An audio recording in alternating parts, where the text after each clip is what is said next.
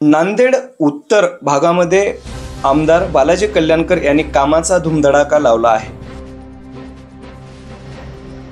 नांदेड उत्तरमध्ये विविध विकास कामाचे आमदार बालाजी कल्याणकर यांच्या हस्ते भूमिपूजन। नांदेड उत्तरमधील प्रभाग क्रमांक 1 मधील सीसीसी रस्त्याचे भूमिपूजन आमदार बालाजी कल्याणकर यांच्या हस्ते करण्यात आले।